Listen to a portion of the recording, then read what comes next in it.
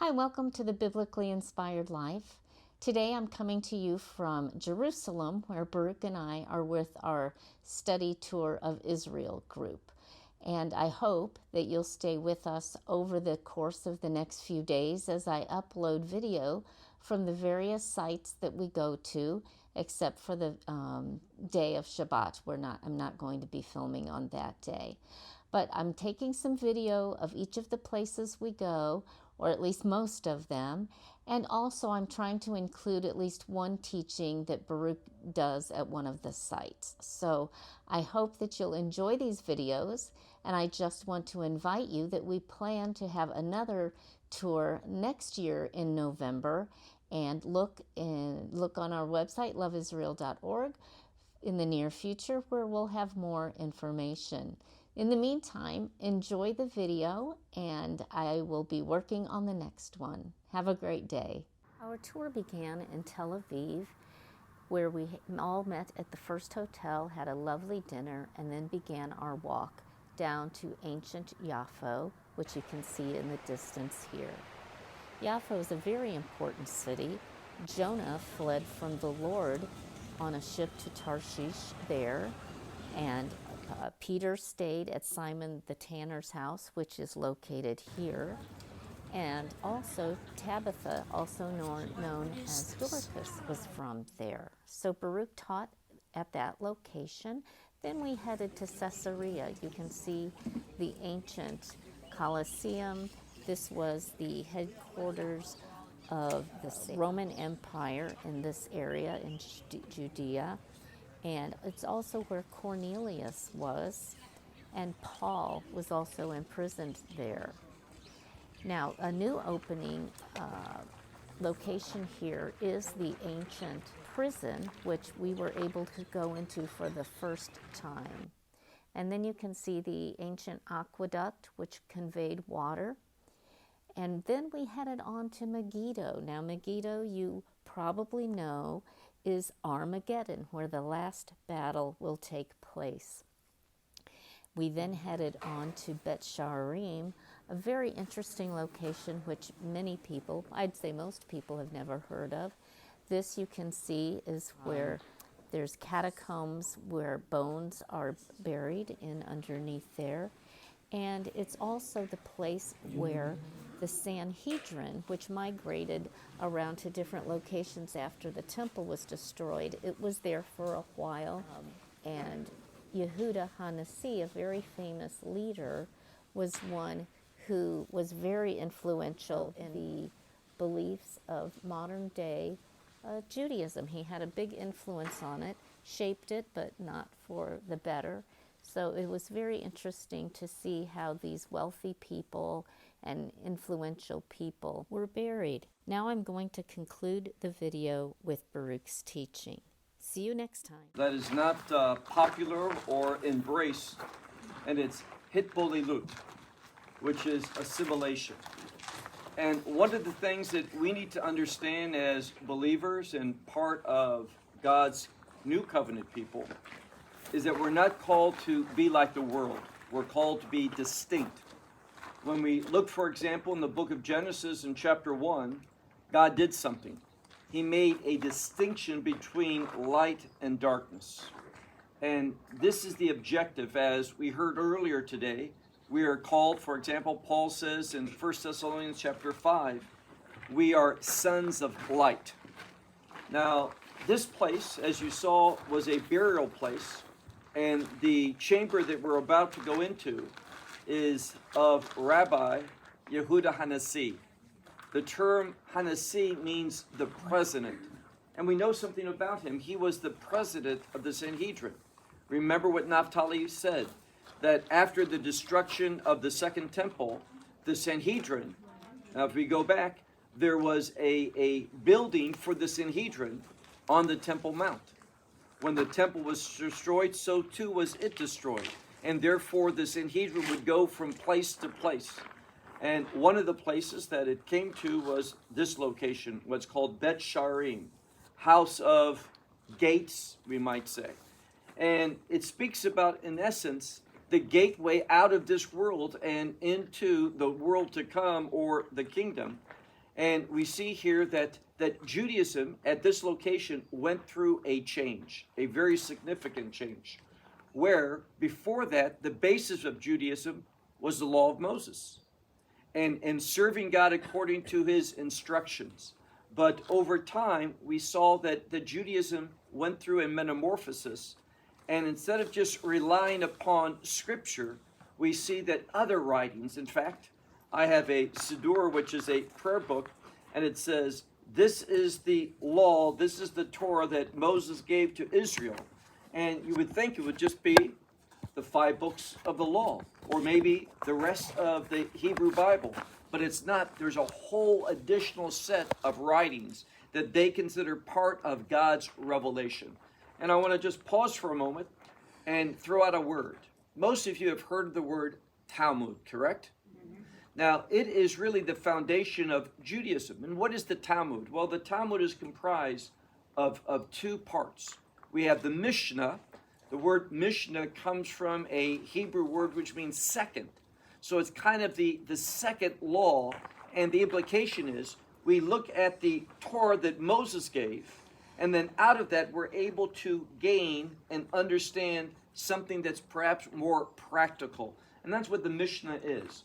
It's practical applications of a biblical verse or a biblical commandment on how to follow that, how to implement that into your life.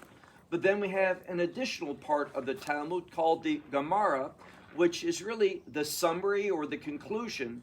But here's what's interesting. What it does is to look at that Mishnah principle, this conclusion that they give concerning some commandment or some verse. And what they say is this. They say that we're going to look at this issue, this Mishnah, this concluding statement from a variety of different perspectives. And then if we understand all these different perspectives, then we can become something. Now, you know of last night we talked about ordination, correct? We said that there was 4 roles in Judaism where someone had to be certified or ordained. Well, we also know when we talk about the rabbi, there's 2 types of ordination. There's called yoreh, which means he teaches. So it's a ordination for teaching the Word of God, or even beyond that, going into the rabbinical writings. Then there's also a second one called yadin, which means that you're able to give a conclusion, to give a law, to give a judgment. And someone who is able to do that is also known as a posek, meaning that he can summarize this Gemara and give a practical application himself on what to do or what not to do. And that's the emphasis of Judaism, that what we should do and what we should not do. Now, what happened here under the leadership of Yehuda Hanasi, and Naphtali alluded to it, there was a belief that things should be more inclusive. Things should assimilate more between what God said, what his simple interpretations are of his laws, and how the rest of society works. Therefore, Yehuda Hanasi, which is revered, as you're going to see his tomb, a very large tomb and chamber in honor of him. But what he did was really bring about great assimilation. What he wanted to do was walk a fine line, and I would argue not that fine of line, between what the Torah said and what the world says. And he wanted to bring an intimacy or a unity between the ways of the world and the ways of Moses, or the ways of God. And this was viewed today as kind of an anathema, as something that was not good. But it forms the basis of Judaism, the Judaism that came out of the destruction of the temple. So when we come here, we're not coming here for a biblical reason. We're seeing what happens when people, and I would use the word compromise. Yehuda Hanasi, he was a man that brought about great compromise of the Word of God and the ways of God into something that was more palatable for society. He was very, very popular, but he was not very faithful in my estimation at all. Now, we see something. I mentioned Bet Sharim. It's a transition, right? you're put in the tomb with a transition, that you leave this world and you go into the world to come, which is an expression, Olam Haba, the world to come, is an expression relating to the kingdom. And here's the thing that we need to see. In Judaism, we don't see much about what is the next expression, or we could say the first expression of the kingdom of God. What do you think I'm referring to when I say the next expression, or perhaps the first expression of the kingdom of God? What am I speaking about? Very good. The millennial kingdom. Now, even though we see scripture, and I'm not talking about in the New Covenant, but I'm talking about in Isaiah, for example, in Ezekiel, in other places among the prophets, even though we see things that hint to that, it's really not embraced in Judaism. Judaism understands something very differently. And unfortunately, it's also the way that Christianity is going. And what do I mean by that? Well, many people just struggle with this whole concept of a millennial kingdom. They don't understand it. And we know something. When we look at Isaiah chapter 2, it says it will come about in the last days that the law will go forth from Zion and the word of the Lord from Jerusalem. Now that tells us that in the future, when Messiah is ruling and reigning in that millennial kingdom, that the law of the land is going to be according to the law of Moses, the Torah. And for many people, many believers, this is just, they find it hard to get their mind around that, because they think that the Torah has been what?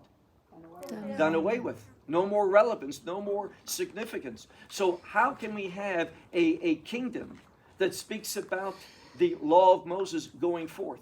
So it's problematic in their mind. So what do? They just deny the millennial kingdom. And they become amillennialists, meaning against the millennial. And that's where I would say the vast majority of Christianity is going. They just deny that. And there's a confusion today. They kind of mix what is said about the millennial kingdom and the second stage of the kingdom of God, which is the New Jerusalem.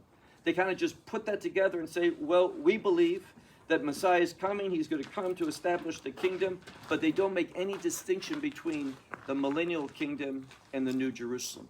And that is unbiblical. And the reason why I say that is when you look at the scripture that speaks about these two kingdoms, there are some significant differences. Let me ask you a question.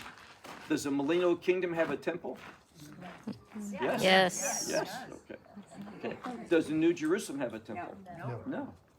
So we see many, many different things between these. So we're not talking about the same time of kingdom. Two different ones, two distinct time periods. But there's also another change that I want to emphasize. When you look at the New Jerusalem, we see something very important. We see a restoration, and this is big in Judaism. Judaism expects a full restoration. That's why 3 times a day we pray that the service, the worship that was done in the temple will be restored. Will it be restored? Yes. When will it be restored? In the millennial kingdom. Exactly. So we have that sure expectation. And who's going to be leading both Israel and believers during that period of time and walking according to the Torah? Who's going to be the leader of that? Yeshua. He's going to be the one doing that. So we need to have a biblical perspective, not a doctrine based upon popularity or assimilating or what the world thinks. So let me just conclude by saying, when we look at what God's doing, He is a God of restoration. Many people think, for example, that there's no longer an importance to this land, the land of Israel. In fact, that's where I would say the majority of Christianity is. But when we look at, for example, Romans chapter 11, Paul surely expected that there was that transgression, there was that casting aside of God's plan, but he asked a question.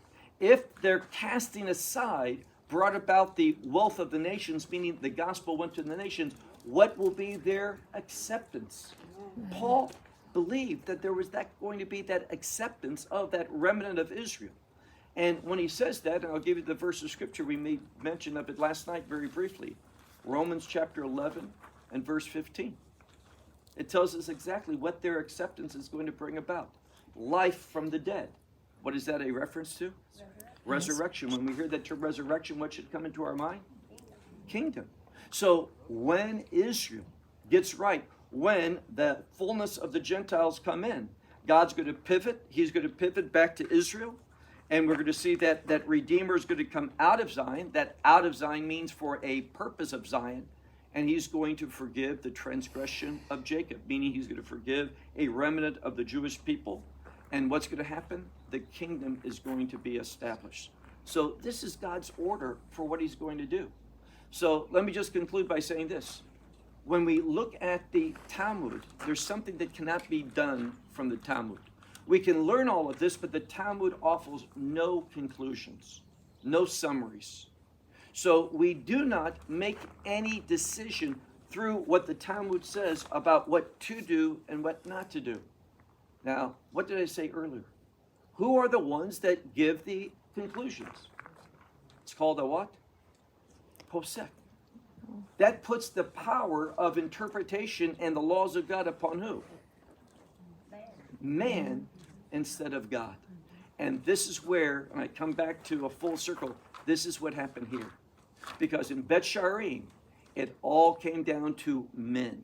They determined what was the will of God, what was the purposes of God, how to serve God.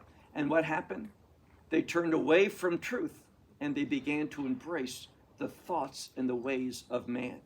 And that's what happens every time when we turn away from the authority of Scripture.